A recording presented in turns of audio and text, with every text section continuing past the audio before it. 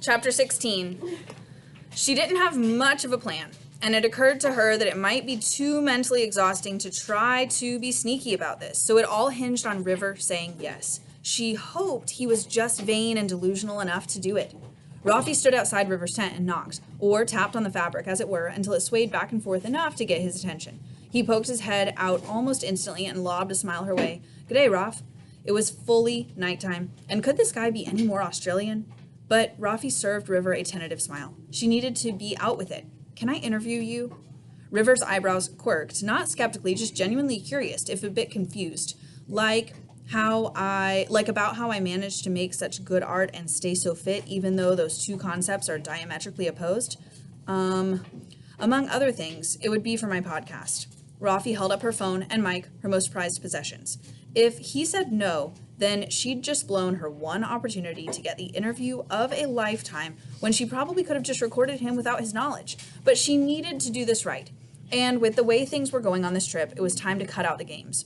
River stepped fully out of his tent, standing akimbo. "It would be my pleasure." Rafi matched his smile. Just because she'd asked nicely didn't mean she would give him easy questions. It was time to get to the truth. It was showtime. They sat in front of their tents, a small campfire that River had built, making the night come alive, ablaze and crackling. The atmosphere was akin to two neighbors enjoying a beer on their porches after a long day, except instead of booze, there was the impossible to ignore microphone in Rafi's hand. She hadn't even started her interview, but River kept looking at it. It was almost like he hadn't been interviewed thousands of times before. Rafi stuck the mic in the sand, its soft foam cover sticking straight up like a zombie hand protruding from a fresh grave. She hoped that keeping it out of River's sightline would be enough to make him forget about it. She needed to get him comfortable so that he would talk. She needed him to talk. After all, there was a girl missing who still hadn't turned up. "So, what's your podcast about?" "It's called Musical Mysteries. It's about the biggest mysteries in music." She had to find a better tagline. I think I know what you're going to ask me. You, like everyone else in the world, want to know when the new album is finally coming out." No, definitely not at all. Though Rafi was a bit curious. While most of his fans thought he was just a perfectionist trying to get his album in tip-top shape before releasing it into the world, Rafi had a theory that River was dealing with writer's block. It was only natural, given that his sole inspiration for his first and only album was about the tragedy of his missing girlfriend. Without that tragedy, what did he have to sing about anymore? "The truth is, for the last year since I sat down to write the thing, I've been majorly blocked." She knew it. "And then, last week," River went on, "poof! It was like a dam broke inside my head and all these songs came gushing out, a whole album's worth." "Wow, that's lucky," Rafi said. "Nah, I wouldn't call it luck." She definitely wouldn't call it luck either. "What happened last week?" Something must have happened last week to get your creative juices flowing. Something big? Did it have anything to do with Hella?"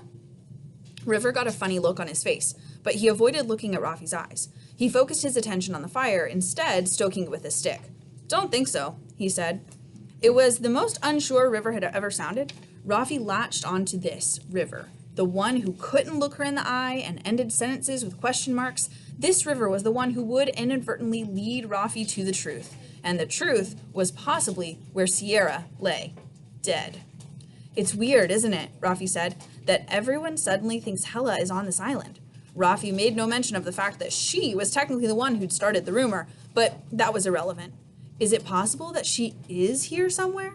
"What?" River said, befuddled. "No way, Hella canceled on the gig."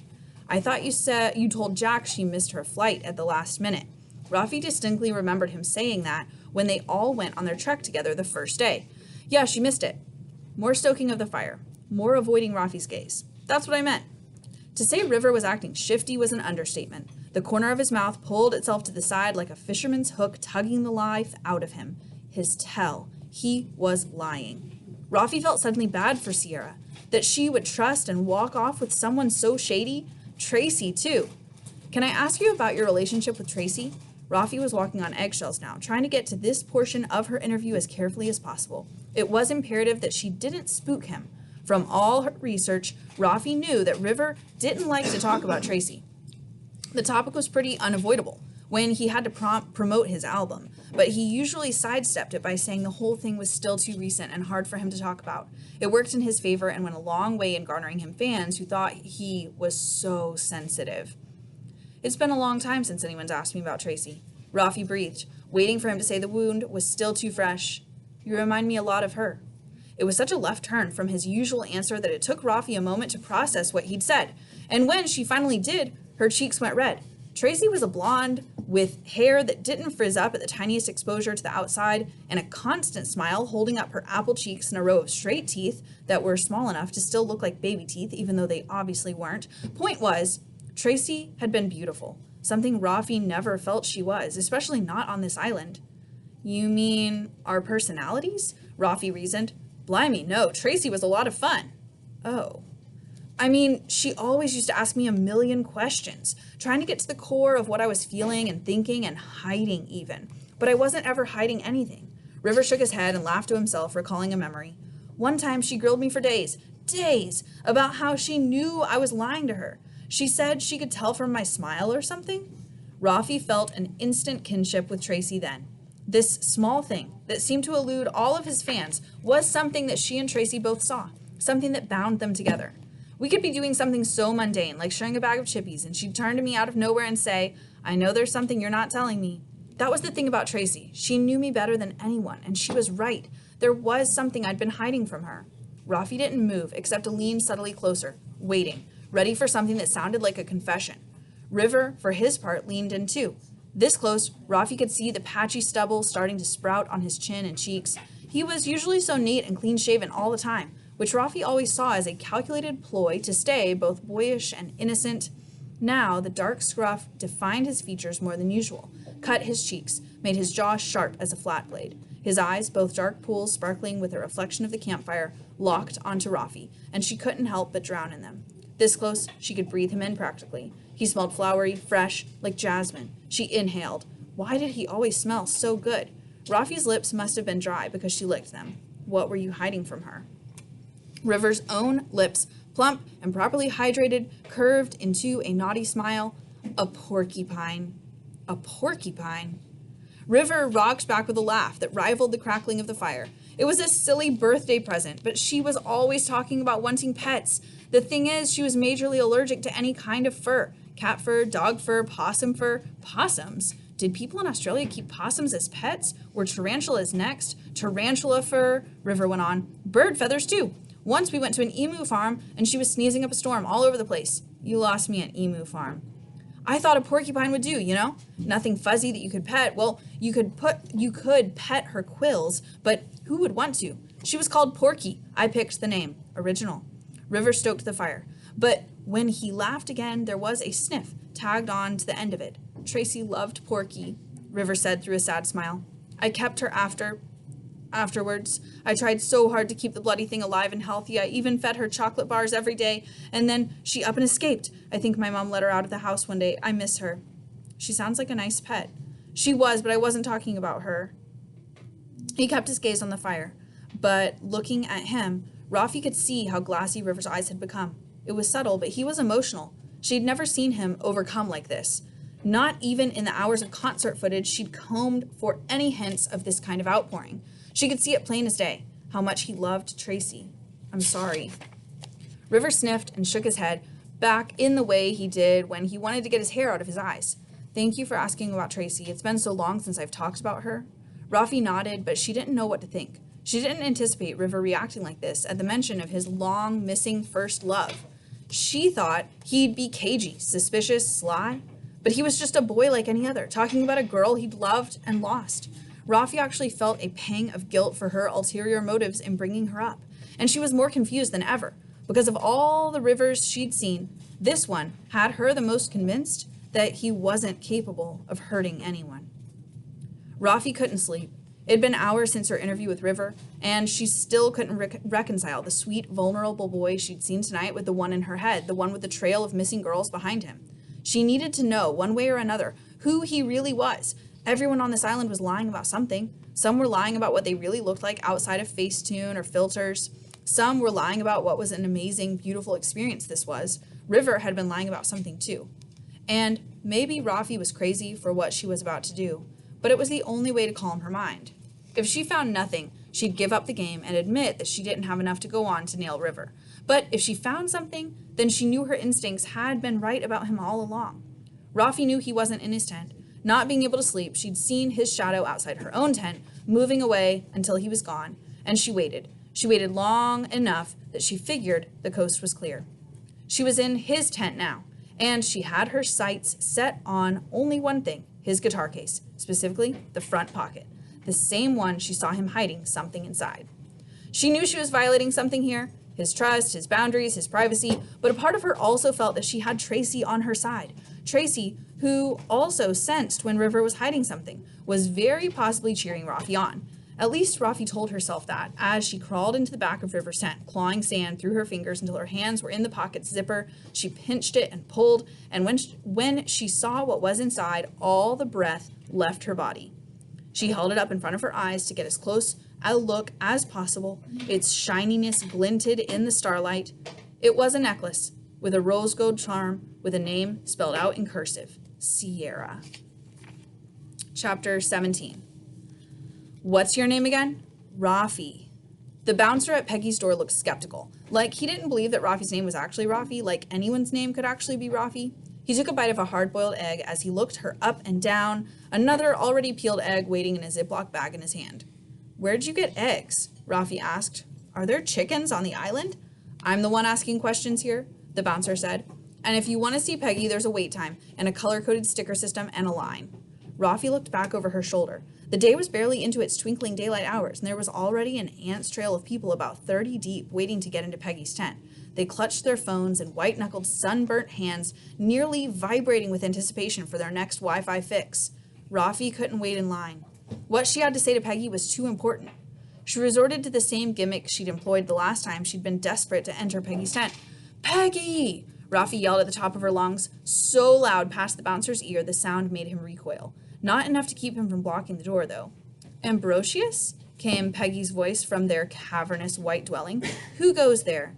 Somebody named Rosie? The bouncer responded. I think she works here. It's me, Rafi. Who? Peggy's voice said. Rafi took a deep breath to try to center herself. We met on day 1. We're friends. I showed you my murder board. You showed them your what? The bouncer asked, munching on his second egg. Of course, came Peggy's voice. Come in. The place looked even bigger than the last time Rafi had seen it, and it seemed to still be expanding. There was someone in the left wing, standing on a stack of crates and cutting a hole into the ceiling. For a sunroom or a second floor, Rafi couldn't be sure, and though it was more than adequate shelter, Rafi couldn't say she was jealous of the accommodations. The place was crammed. All sorts of things were littered everywhere. Things Peggy couldn't possibly need, like hand sanitizer or endless amounts of airport headphones or a Rube Goldberg machine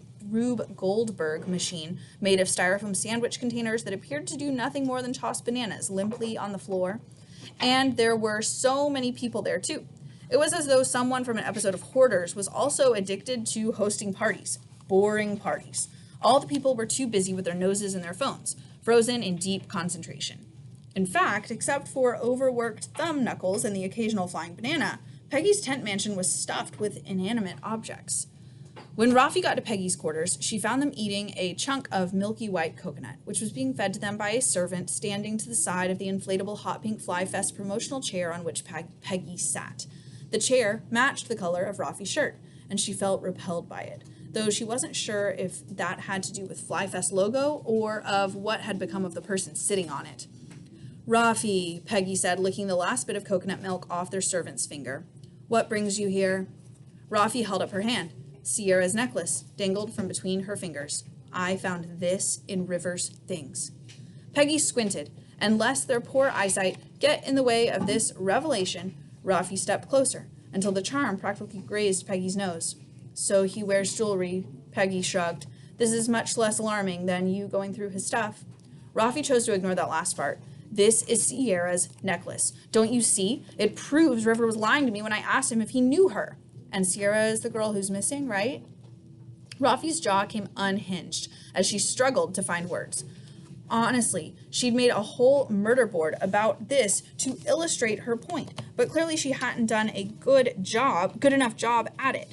Yes, this proves he knows more than he's letting on. And that he probably killed her, Peggy said. Rafi nodded vehemently. Finally, they were catching on. And I'm starting to think there may be something to the Hella rumor. That you started? Yes, I mean, I was lying when I said she was here, but what if she really is here? Let me guess, Peggy cut in. You think River killed her? I know you think this is a joke, but I'm serious. Look. Rafi turned to the nearest person, a girl lying on the floor not too far away. Could you look up Hella Badid's Instagram for me? The girl seemed bothered to be interrupted, but also like the type of person who'd check on Hella Badid's socials anyway. And she said she hasn't posted anything in days. See, Rafi said, spinning back around to Peggy with renewed vigor. Hella posts every day, sometimes multiple times a day. Why is she suddenly silent? I guess because her boyfriend chopped her up like he did his last girlfriend. Okay, I can't tell if you're being sarcastic, but yes, precisely. Fired up, Rafi turned to the girl with the phone again. Can you look up Sierra Madre's Instagram too? Do you, not have your own phone? The girl responded. Do it. The girl was aghast, but she also followed the command. Nothing from Sierra either. Rafi shot Peggy a wide-eyed, self-satisfied look. These people live on social media, Peggy. If they're not posting, do they even really exist? This was major stuff. Hella not posting was a huge indicator that something was off. A scandal, celebrities, disappearances. Anyone would be intrigued. But Peggy couldn't look more bored. Rafi knew what they were thinking. That she was crazy. That she was once again on a bender of her own conspiracy theories. But this necklace wasn't a conspiracy. It was proof, and Rafi owed it to Sierra and maybe even to Hella to get to the bottom of this. Peggy finally spoke. So, playing dumb devil's advocate here, but let's just say River Stone is a kidnapper/murderer. What do you want to do about it? Well, that's why I'm here. I need to get on the internet. We need to tell the police. We need to get River away from all these unsuspecting people. Rafi took a breath. Plus, stuff's getting weird around here. How do you mean? Well, for one thing, Peggy, you're wearing a bear hide rug as a hat? The head of the bear was mostly intact, its jaw open and menacing over Peggy's bangs. The rest of the hide draped over their back like a cloak. And that was only the crowning touch of Peggy's outfit. They also wore at least a dozen necklaces, a pair of orange lace gloves, leather pants, and, for good measure, a satin cummerbund. Aren't you hot in all that? That's why I have my fan, Peggy said. They gestured toward the boy at their side. Not the one with the coconut, the one fanning them with a paperback spy novel. Can you believe someone packed this in their carry-on? People read books. I meant this. Peggy pointed to the bear on their head. Oh, that, Rafi said. After all the absurd things she'd seen on the island? Yes. Well, I won't apologize for it. It's badass. It's not just you, it's everybody. I saw a girl on the beach doing a reaction video with a turtle, reacting to the turtle, asking the turtle to react to things. Peggy chuckled appreciatively and motioned for their servant to bend closer to them. Get me that turtle, they instructed. The servant was off and Peggy's attention was back to Rafi. So you realize your lover boy is a killer and suddenly you want off the island. He is not my lover boy, and yes, I want off the island. You were right. I said Hella was here and now everyone's staying on this island because of my lie and it's making it a lot easier for River to potentially kill people. I don't want to be anywhere near a probable serial killer. Do you? Do you see this? Peggy held up a jar half full with a greenish liquid. Somebody gave me this for 5 minutes of internet this morning. I'm not sure if I've meant to drink it or apply it, but it's supposed to make my hair shiny, and I'll be damned if I don't try it. People are just giving me this stuff, Rafi. Again, Rafi was confused at the core concept. Was Peggy complaining here or bragging? Probably bragging, she realized. It was apparent from the state of Peggy's surroundings that they considered every single thing that people traded with them a kind of treasure, even if it was liquid of questionable origins. Well, if Peggy required a trade, then that was what they'd get. Unfortunately, Rafi had nothing of value on her except... Would you take this necklace for 5 minutes of internet? A dead girl's jewelry and your only piece of evidence? I'm sure Sierra won't miss it, Rafi said. Peggy examined the necklace more closely, even caressing it with their fingertips until finally, curtly, shaking their head. Not interested. You're wearing candy jewelry. This is real jewelry. But Peggy only shrugged. I'm sorry, Rafi, but I can't let you have the internet. What? I'm not ready to get off the island yet. And with all the lying everyone's doing about how great it is here, there's a good chance we could all be staying indefinitely. Everyone in the real world believes that everyone here is living in paradise. But it's all a lie. It's a lie utopia. Peggy shrugged. People would rather live in a lie utopia than in a true dystopia, which is what this island is, let's be real. But everyone in the real world must know that Fly Fest is canceled. Au contraire. Apparently, the people at Fly Fest have realized all the lawsuits they'd be under if the truth came to light. It's in their best interest to play along with the charade. But how are they explaining any of this? No bands, no pics of the accommodations, no video of any concerts. They're playing on the whole secrecy thing, exclusivity. Don't you get it? The mystery adds to the mystique. It's a win-win. If everyone was winning, then why did Rafi feel like such a loser? She must have looked like a loser too, because for once, Peggy seemed sympathetic, but not sympathetic enough to share the Wi-Fi password. I'm sorry, I can't help you, they said. Now, unless you come back here with something I truly can't pass up, River's just gonna have to keep killing girls with impunity.